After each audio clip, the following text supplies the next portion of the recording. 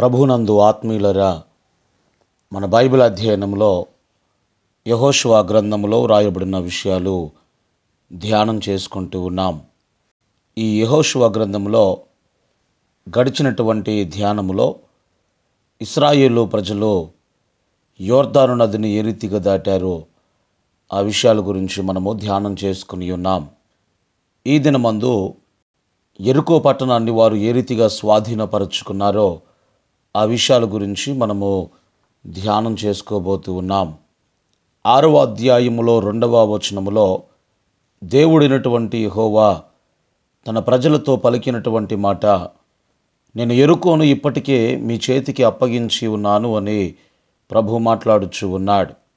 క్రీస్తునందు ప్రియమైన వారలారా, మనము అపవాదితో పోరాడుచూ ఉన్నప్పుడు గ్రహించవలసినటువంటి సత్యం ఏమిటనగా, అపవాది ఓడిపోయినటువంటి శత్రువు అని మనమందరము కూడా గ్రహించాలి.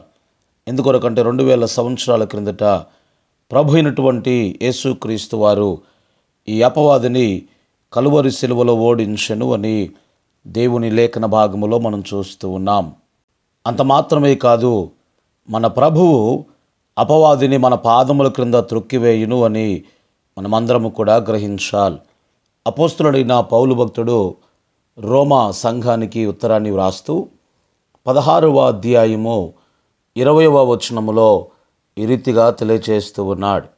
సమాధానకర్తయగు దేవుడు సాతానును మీ కాళ్ళ క్రింద శీఘ్రముగా చెత్తకు త్రొక్కించును అని లేఖన భాగములో స్పష్టముగా వ్రాయబడి ఉన్నది. అయితే దేవుడు యెరికో పట్టణాన్ని ఇప్పటికే మీ చేతికి అప్పగించి ఉన్నాను అని వారితో చెప్పాడు కదా. మరి ఇశ్రాయేలు ప్రజలు చేయవలసిందల్లా ఏమిటంటే 7 రోజులలో ఆ పట్టణము చుట్టూ 13 సార్లు నడిచి 7వ దినమున వారి బూరలను వారు ఊదడమే వారు చేయాల్సింది ఇదే. అయితే దురదృష్టవశాత్తు ఈ దినాలలో అనేక మంది విశ్వాసులు ఈ ప్రక్రియని వారు అవలంబిస్తూ ఉన్నారు. జాగ్రత్తగా మనం గమనించినప్పుడు ఈ కేకలు వేయటము అనేది ఏదైతే ఉందో, ప్రభువు వీటిని ఆజ్ఞాపించినప్పుడు మాత్రమే వాటికి విలువ ఉంటుంది అనే విషయాన్ని మనమందరము కూడా గ్రహించాలి. ఉదాహరణకు సమూయేలు కాలంలో ఇశ్రాయేలు ప్రజలందరూ కూడా ఫిలిస్తీన్ల మీదకి యుద్ధానికి వెళ్ళారు. ఆ సమయంలో ఫిలిస్తీన్లందరూ కూడా ఈ ఇశ్రాయేలు ప్రజలను సుమారుగా 4000 మందిని వారు చంపినట్లుగా మనం చూస్తూ ఉన్నాం. అంటే ఇశ్రాయేలు ప్రజలు వారి ఎదుట ఓడిపోయి వారందరూ కూడా వెనక్కి తిరిగి వచ్చారు. ఆ సమయంలో ఏలీ కుమారులు ఏం చేశారు అంటే, షిలోహు మందిరంలో ఉన్నటువంటి దేవుని యొక్క మందసాన్ని తీసుకొచ్చారు. ఈ మందసం మన మధ్యలో ఉంటే యుద్ధాన్ని మనము జయించగలుగుతాము అని వారు ఊహించి ఆ మందిరంలో ఉన్న దేవుని మందసాన్ని హోఫ్నీయును తర్వాత ఫీనెహాసును అనబడినటువంటి వీరిద్దరు కూడా మందసాన్ని తీసుకొచ్చారు. ఎప్పుడైతే దేవుని మందసము ఇశ్రాయేలు ప్రజల మధ్యలోనికి వచ్చిందో, ఆ సైన్యములోనికి మందసము రాగానే ప్రజలందరూ కూడా పెద్దగా కేకలు వేయడము ప్రారంభించారు. వారి కేకలకు భూమి ప్రతిధ్వనించినట్లుగా ఈ విషయాలు 1 సమూయేలు గ్రంథం 4వ అధ్యాయంలో రాయబడి ఉన్నాయి. ప్రభునందు ఆత్మీయులరా, దేవుడు వారికి ఆజ్ఞాపించలేదు దేవుని మందసాన్ని తీసుకెళ్ళమని లేదా యుద్ధానికి వెళ్ళమని దేవుడు ఆజ్ఞాపించలేదు. కానీ మందసాన్ని తీసుకెళ్ళి ఆ మందసం ఎదుట వారందరూ కూడా కేకలు వేయటం ఎప్పుడైతే ప్రారంభించారో, ఈ ఫిలిస్తీన్లు ఏమనుకున్నారు అంటే దేవుడు వారి మధ్యలోనికి దిగి వచ్చాడు. అంతకుముందు ఐగుప్తు దేశంలో కొంతమందిని తెగుళ్ల చేత చంపాడు. ఆ తర్వాత ఎర్ర సముద్రమును పాయలు చేసి ఐగుప్తు సైన్యాన్ని అంతటిని కూడా అందులో ముంచివేశాడు. ఈరోజు మనమందరము కూడా ఇశ్రాయేలు ప్రజలకు బానిసలమైపోతాము. కాబట్టి ఫిలిస్తీయులారా, మీరు కృంగిపోకుండా బలాన్ని తెచ్చుకొని యుద్ధాన్ని చేయండి అని వారు ఇంకా రెట్టింపైనటువంటి బలాన్ని తెచ్చుకున్నారండి. ఆ బలం కూడా ఎలా తెచ్చుకున్నారు అంటే, భయంతో మేము ఓడిపోతామేమో, మేము చనిపోతామేమో అనేటువంటి భయంతో ఇంకా వారు బలాన్ని తెచ్చుకొని ఇశ్రాయేలు ప్రజలను తరిమి కొట్టి సుమారుగా 30,000 మంది సైనికులను చంపినట్లుగా ఈ 4వ అధ్యాయము 1 సమూయేలు గ్రంథములో మనం చూస్తూ ఉన్నాం. ఈ సందర్భాన్ని ఎందుకొరకు జ్ఞాపకం చేస్తున్నాను అంటే, యెరికో పట్టణం దగ్గర ఇశ్రాయేలు ప్రజలందరూ కూడా కేకలు వేసినప్పుడు వారు ఏ యుద్ధాన్ని కూడా చేయలేదు. ఆ యెరికో పట్టణం యొక్క ప్రాకారములన్నీ కూడా కూల్చబడ్డాయి. అక్కడ దేవుడు వారికి ఆజ్ఞాపించాడు, కేకలు వేయండి అని, స్తుతించండి అని. కానీ ఇక్కడ యుద్ధానికి వెళ్ళినప్పుడు దేవుడు వారికి చెప్పలేదు. దేవుడు అనుమతించకుండగానే వారందరూ కూడా కేకలు వేస్తూ ఉన్నారు. కానీ అక్కడ దేవుని కార్యము జరగలేదు. దీని నుండి మనం నేర్చుకోవలసినటువంటి పాఠం ఏమిటంటే, ఈరోజు దేవుడు లేని మందిరాలు కూడా చాలా ఉన్నాయి. దేవుడు మహిమపరచబడినటువంటి ఆరాధనలు కూడా చాలా ఉన్నాయి. అక్కడ కేకలు ఉన్నాయి, డ్యాన్సులు ఉన్నాయి, అన్నీ కూడా ఉన్నాయేమో. కానీ ప్రభునందు ఆత్మీయులరా, దేవుని సన్నిధి, దేవుని మహిమ ఒకవేళ అక్కడ లేదేమో అని దైవజనుడిగా మీకు తెలియచేయచ్చు ఉన్నాను. ప్రభునందు ఆత్మీయులరా, మీరు యుద్ధానికి వెళ్ళకముందే దేవుడు పలికినటువంటి మాట, నేను యెరికోను ఇప్పటికే మీ చేతికి అప్పగించి ఉన్నాను అని ప్రభు మాట్లాడుతూ ఉన్నారు. అదే మాట ఈరోజు సంఘముతో కూడా దేవుడు చెప్తూ ఉన్నాడు. సాతానుడు ఓడిపోయినటువంటి శత్రువు, అపవాది మీద మీకు ఎప్పుడో జయాన్ని ఇచ్చాను అని దేవుడు మనకు వాగ్దానమును చేస్తూ ఉన్నాడు. మరి ఎప్పుడైనా నీ జీవితంలో అపవాది, నీవు ఓడిపోయినటువంటి శత్రువు, నా యేసయ్య నిన్ను సిలువలో ఓడించాడు అని ఎప్పుడైనా చెప్పగలుగుతున్నావా? అంటే నీ జీవితంలో ప్రతికూలమైన పరిస్థితులు వచ్చినప్పుడు అపవాది చేత కానీ, అపవిత్రాత్మల చేత కానీ, లోకము చేత కానీ నీవు శోధించబడుతున్నప్పుడు ఎప్పుడైనా నీవు ఎదిరించి చెప్పగలుగుతున్నావా, అపవాది నీవు సిలువలో ఓడిపోయినటువంటి శత్రువు అని?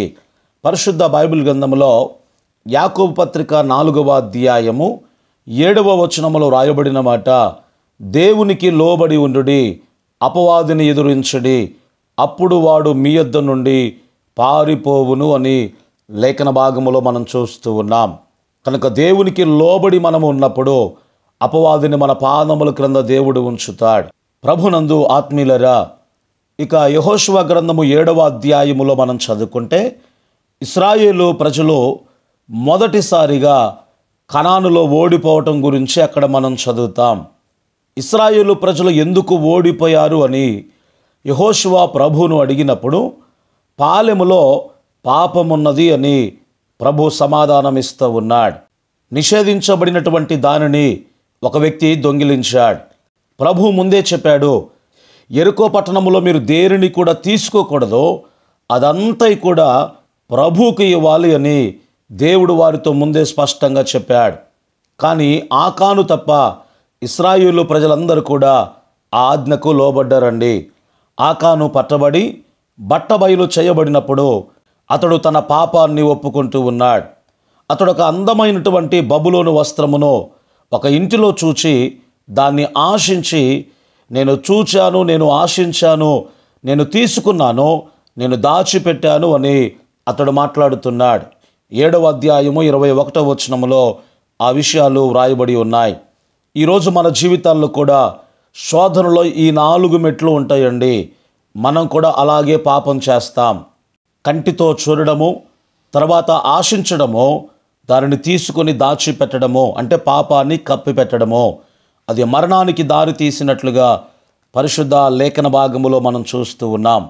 ఈ ఆకాను ఏమనుకున్నాడు అంటే, ఈ యెరికో పట్టణములో పోరాటములో ఈ ధనము, ఈ డబ్బు ఏదైతే ఉందో, ఒకవేళ ఈరోజు నేను దాన్ని తీసుకోకపోతే, ఈ యాజానుభావులను చంపినటువంటి తర్వాత, ఈ పట్టణాన్ని జయించిన తర్వాత రానున్నటువంటి 20 సంవత్సరాల్లో ఇక నా కొరకు నేను ఏమీ కూడా సంపాదించుకోలేను, నేను నా కుటుంబము పేదవాడిగానే ఉండిపోతాము, కనుక నేను కొంత నా కొరకు తీసుకుంటాను అని ఈ ఆకాను అనుకున్నాడు. కానీ జాగ్రత్తగా మనము ఆలోచన చేసినట్లయితే వారు ధనాపేక్ష పరులుగా ఉంటారేమో అని చూడడానికి దేవుడు వారిని పరీక్షించెను అని ఆ ఆకాను గ్రహించలేకపోయాడు. ప్రభునందు ఆత్మీయులరా, యెహోషువ గ్రంథము 8వ అధ్యాయము 2వ వచనములో మనం గమనించినప్పుడు, ఇదంతా అయిపోయిన తర్వాత అప్పటి నుండి కనానులో యుద్ధముల్లో వచ్చేటువంటి కొల్లగొన్న వాటన్నిటిని కూడా వారు తీసుకోవచ్చు అని ప్రభు వారితో చెప్పడాన్ని గురించి మనం చదువుతాం. ఆకాను ఎంతటి మూర్ఖుడో చూడండి. అతడు కొంత వేచి ఉన్నట్లయితే అతనికి కావలసినంత బంగారము, వెండి, వస్త్రాలు సమస్తాన్ని కూడా పొంది ఉండేవాడే.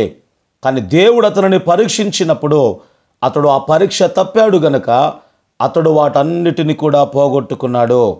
నీ జీవితంలో కూడా ఒకవేళ దురాశతో ఏదైనా నువ్వు పొందాలి అని ఆశపడతావేమో అని చూడడానికి దేవుడు కొన్ని సందర్భాల్లో నిన్ను పరీక్షిస్తూ ఉంటాడు. ఒకవేళ నీవు ఆ పరీక్ష తప్పితే దేవుడు నీ కొరకు వేసినటువంటి ఆ ప్రణాళికలో లేదా శ్రేష్టమైనటువంటివి ఆశీర్వాదాలు ఏవైతే ఉన్నాయో నీ జీవితకాలం అంతా కూడా వాటిని నీవు పోగొట్టుకుంటావు. ఒకవేళ ఆ కానువలే కాకుండా దేవుని రాజ్యాన్ని నీవు వెతికినట్లయితే నీకు అవసరమైనటువంటి వాటన్నిటిని కూడా ఆయన ఎల్లప్పుడూ నీకు దయచేస్తాడు. దేవుని కృప మనందరికీ తోడై నడిపించును గాక. ఆమేన్.